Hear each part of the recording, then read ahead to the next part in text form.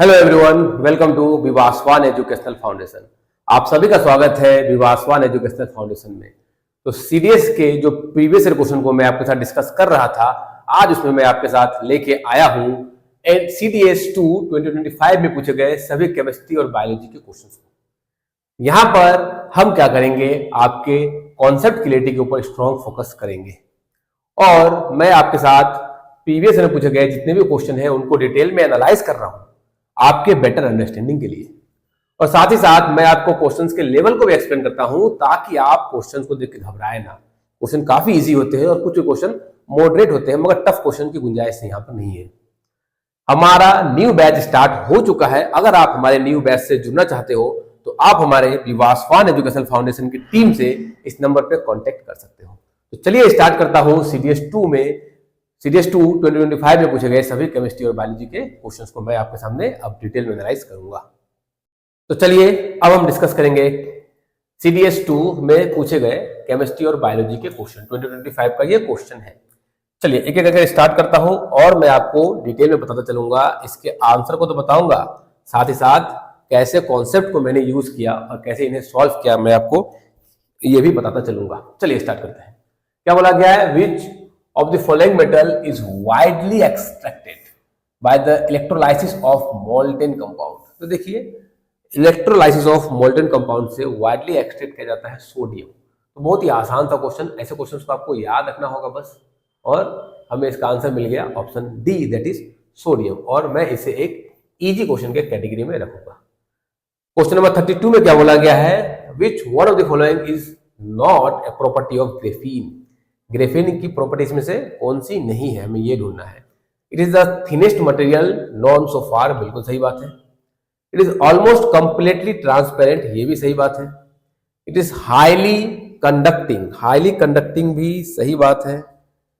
It is wide band gap semiconductor, नहीं, band gap semiconductor ऐसी बात, बिल्कुल ये बात गलत है और हमारा यही आंसर निकल के आएगा option D, that is it is a wide band gap semiconductor. चूंकि ग्रेफीन थोड़ा कम पढ़ाया जाता है इंस्टीट्यूट में, हमारे यहाँ पर तो बिल्कुल पढ़ाया जाता है, मगर ऐसे क्वेश्चंस को एक स्टूडेंट कम पढ़ते हैं, इग्नोर करके जाते हैं, इसलिए मैंने इसे मॉडरेट लेवल का रखा। क्वेश्चन नंबर 33 केमिस्ट्री का क्वेश्चन है। क्या बोला गया? Why do plastic not degrade. हजारों साल या काफी कुछ 100 साल तक प्लास्टिक के बचे रहने का रीजन क्या है? They have strong ionic bond, नहीं, आयनिक बॉन्ड तो प्लास्टिक में नहीं होता है। They have strong covalent bond, तो बिल्कुल होता है। They have strong metallic bond, metal तो है ही नहीं वो, तो मेटेलिक बॉन्ड कहाँ से आएगा? और मेल्टिंग पॉइंट 500 डिग्री सेल्सियस के आसपास तो नहीं होता, ये भी गलत हो गया। तो हमसे पूछा गया है नॉट डिग्रेड, इसलिए वाई प्लास्टिक, बिल्कुल सही ऑप्शन बी, क्योंकि इसमें स्ट्रॉन्ग कोवेलेंट बॉन्ड होते हैं, इसलिए ये जल्दी डिग्रेड नहीं करता है। Next question, which one of the following is the correct chemical formula of carboxylic acid.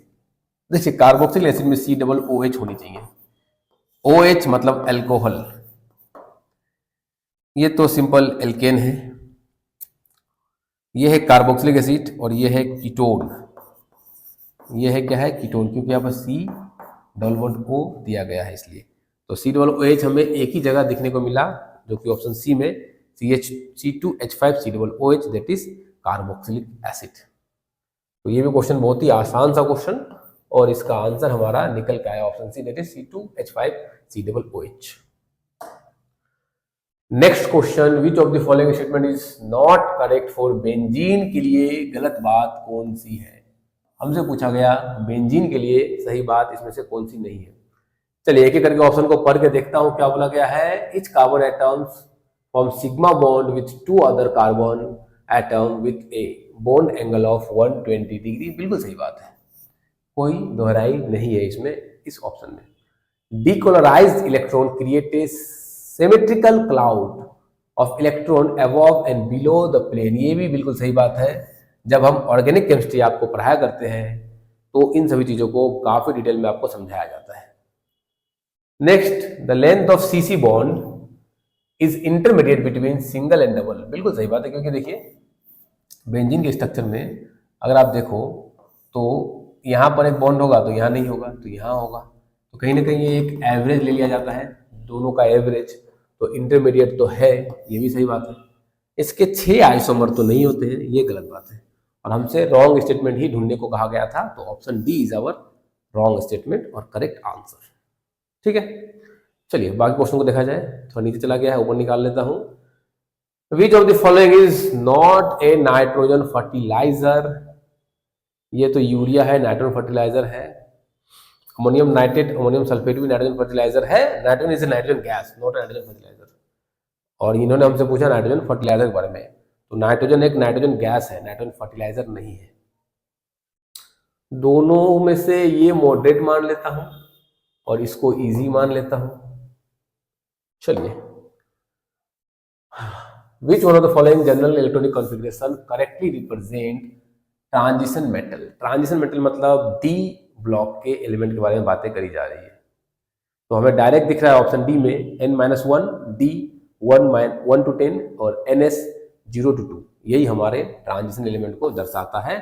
इसको मैं मॉडरेट मानता हूं क्योंकि ये जनरल इलेक्ट्रॉनिक कॉन्फ़िगरेशन दिया गया है डी ब्लॉक का, और जनरल इलेक्ट्रॉनिक कॉन्फ़िगरेशन ज्यादातर लोग भूल जाते हैं क्योंकि दिखने में थोड़ा डरावना होता है, इसलिए काफी कुछ हार्ड है नहीं, आप आसानी से याद रख पाओगे। चलिए आगे बढ़ा जाए। Variable oxidation number is possible for? देखिए, वेरिएबल ऑक्सीडेशन नंबर उन एलिमेंट के लिए पॉसिबल है जो मेनली ट्रांजिशन एलिमेंट है या फिर inner transition element like F block element है। तो हमें ट्रांजिशन एलिमेंट मतलब डी ब्लॉक के एलिमेंट को ढूंढना है, डी ब्लॉक के एलिमेंट को ढूंढना है। और डी ब्लॉक एलिमेंट हमारे ऑप्शन में एक ही जगह दिख रहा है जो कि ऑप्शन सी में दिख रहा है, iron. Iron D block element है और इसके वेरिएबल ऑक्सीडेशन स्टेट होंगे, वेरिएबल ऑक्सीडेशन नंबर होगा। तो ये एक इजी क्वेश्चन है, काफी आसानी से हमने इसे ढूंढ के निकाल लिया। Next question, which of the following gas smell like rotten egg? सड़ा हुआ अंडा के जैसा स्मेल करने वाला गैस। आपको स्मेल लेके नहीं देखना है, मतलब बस आपको आंसर बता देना है, ठीक है ना। तो सभी जानते हैं H2S, हाइड्रोजन डाइसल्फाइड, सड़े हुए अंडे के जैसा स्मेल करता है। अगर विश्वास ना हो तो एक बार चेक जरूर कीजिए, पता चल जाएगा। 2 दिन तक शॉक में रहेंगे, क्या क्या स्मेल कर लिया मैंने ये। तो इजी क्वेश्चन और काफी इजी क्वेश्चन। एक केमिकल फॉर्मूला दिया गया है, पोटेशियम सल्फेट को रिएक्ट करवाया गया बेरियम क्लोराइड के साथ और प्रोडक्ट मिला कैल्शियम क्लोराइड और बेरियम सल्फेट। यहां पर अगर आप चीजों को ठीक से ऑब्जर्व करो तो आप पाओगे कि पोटासियम ने बेरियम को भगाया और खुद क्लोराइड के साथ बैठ गया, साथ ही साथ बेरियम ने पोटेशियम को भगाया और खुद सल्फेट के साथ बैठ गया। तो दोनों ने दोनों को भगाया, मतलब डबल, और डिस्प्लेस कर रहा है, तो डबल डिस्प्लेसमेंट। तो ऑप्शन डी में हमें दिख रहा है कि ये एक डबल डिस्प्लेसमेंट टाइप का रिएक्शन है, that is double displacement, option D. बहुत इजी सा क्वेश्चन, क्लास 10 में आप इसे पढ़ते हो और आपके तैयारी में, सीडीएस की तैयारी में काफी डिटेल में इन सभी चीजों को पढ़ाया जाता है। 4 टाइप के रिएक्शन होते हैं, सभी को डिटेल में पढ़ाया जाता है। चलिए आगे बढ़ा जाए, बाकी क्वेश्चन को भी देखा जाए।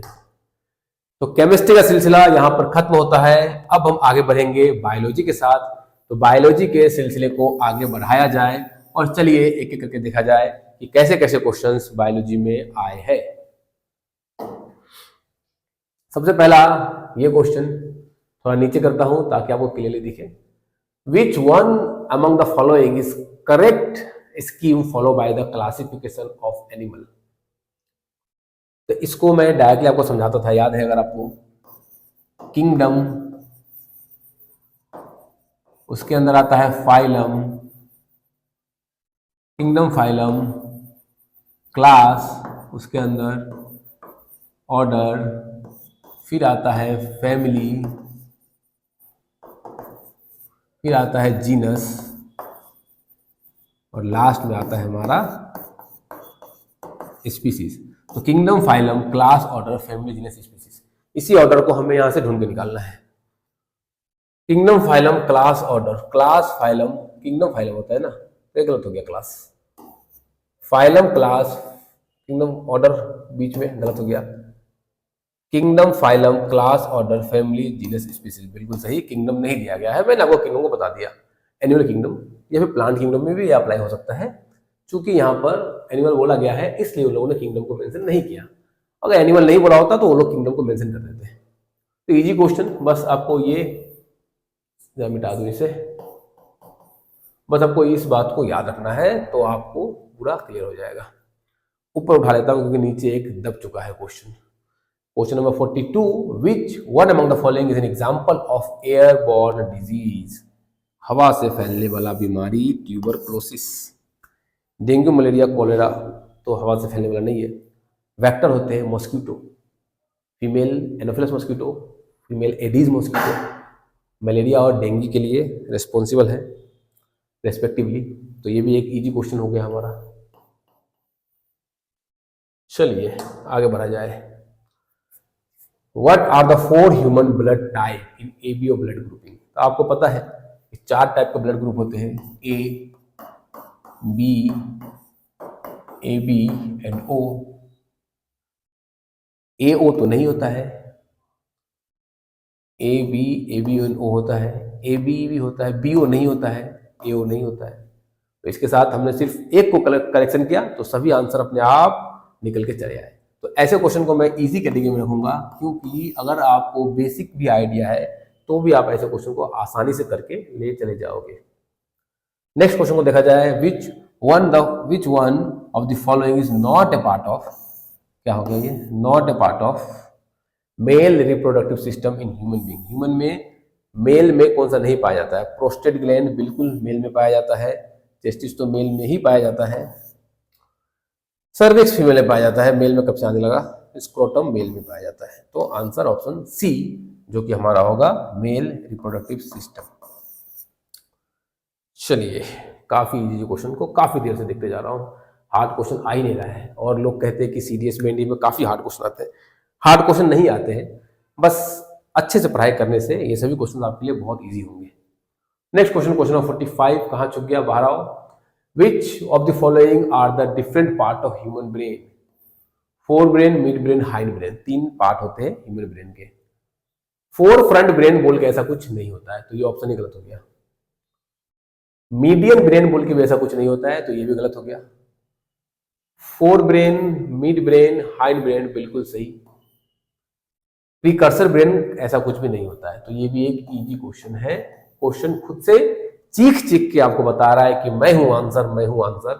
ऐसे क्वेश्चन को अगर आप छोड़ के आते हो तो बहुत दिक्कतें होने वाली है, फिर तो आपको एग्जामिनर कभी माफ नहीं करेगा। चलिए आगे देखा जाए। नेक्स्ट क्वेश्चन, क्वेश्चन नंबर 46 में क्या बोला गया है? टूथ इनेमल सबसे हार्डेस्ट पार्ट है बॉडी का, किस चीज का बना होता है? कैल्शियम फॉस्फेट का बना होता है। क्वेश्चन नंबर 46 का ऑप्शन ए जो कि इजी क्वेश्चन है। कहा गया? अच्छा, the inner lining of human small intestine has numerous finger like projection. अच्छा, स्मॉल इंटेस्टाइन के सबसे अंदर वाले लाइन सेरोसा, मस्कुलस, सब म्यूकोसा, म्यूकोसा मतलब म्यूकोसा वाले लेयर, म्यूकोसा लेयर में एक, मान लो ये म्यूकोसा लेयर है, उसमें एक फिंगर लाइक प्रोजेक्शन होता है ऐसा, और ये फूड को एब्जॉर्ब करने में हेल्प करता है, और इसे हम नाम देते हैं क्या? विलाई। तो हमारा आंसर होगा option B, that is villi. Option B that is villi. Next पूछा गया है, which of the following represent disaccharides. देखिए डाइसैकेराइड, देखिए मोनोसैकेराइड होता है, मान लीजिए ग्लूकोज है, तो ग्लूकोज एक यूनिट है, तो इसे हम कहते हैं मोनोसैकेराइड। इसे हम क्या कहते हैं? मोनोसैकेराइड। अगर ऐसा 2 यूनिट आ जाए, माल्टोज आ जाए, तो उसे हम कहेंगे disaccharide.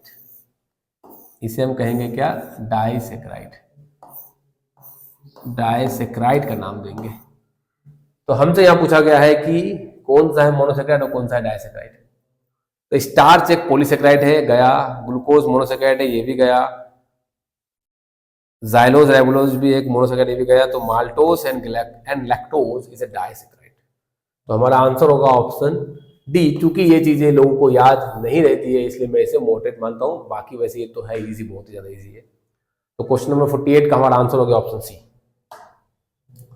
Question number 49, which one of the following organelles can be seen in prokaryotic cell. तो प्रोकैरियोटिक में जो भी मेम्ब्रेन बाउंड ऑर्गेनेल्स है वो नहीं पाए जाते हैं। तो माइटोकॉन्ड्रिया में डबल मेम्ब्रेन होता है, तो प्रोकैरियोटिक में नहीं पाया जाएगा। न्यूक्लियस में भी डबल मेम्ब्रेन होता है, वो भी प्रोकैरियोटिक में नहीं पाया जाएगा। राइबोसोम में कोई मेम्ब्रेन नहीं होते हैं, तो प्रोकैरियोटिक में पाए जाएंगे। गोल्जी बॉडी में सिंगल मेम्ब्रेन होता है, तो ये भी प्रोक्रेटिक में नहीं पाया जाएगा और इसी के साथ बहुत ही इजी क्वेश्चन के कैटेगरी में मैं इसे रख दूंगा। क्वेश्चन नंबर 50 में क्या बोला गया है, pH value of less than 7। तो मैंने आपको पीएच इसका जब पढ़ाया था तो बताया था कि जिसकी पीएच 7 होगी उसे हम न्यूट्रल कहेंगे। उसे हम क्या कहेंगे, न्यूट्रल। 7 से नीचे वाले को क्या कहा जाता है, एसिडिक, और 7 से ऊपर वाले को क्या कहा जाता है, बेसिक। तो बहुत ही इजी सा 7 से नीचे की बातें करी जा रही है तो एसिडिक सॉल्यूशन का हम उसे नाम दे देंगे। आगे अगर बढ़ा जाए और देखा जाए तो मैं यहाँ पर देख पा रहा हूँ कि सभी क्वेश्चंस खत्म हो चुके हैं। तो आज हमने डिस्कस कर लिया CDS 2 2025 में पूछे गए सभी केमिस्ट्री और बायोलॉजी के क्वेश्चन को डिटेल में पढ़ लिया। आने वाले वीडियोस में आपको कंप्लीट CDS और एनडीए के सभी लेक्चर्स, सभी प्रीवियस ईयर में पूछे गए क्वेश्चंस को मैं लेके आऊंगा। तो आपने चैनल को सब्सक्राइब किया हो इस बात को एक बार जरूर चेक कर लीजिए, और अगर आपको वीडियो पसंद आई हो तो प्लीज वीडियो को लाइक करिए। मिलते हैं नेक्स्ट वीडियो में, आप सभी का बहुत बहुत धन्यवाद।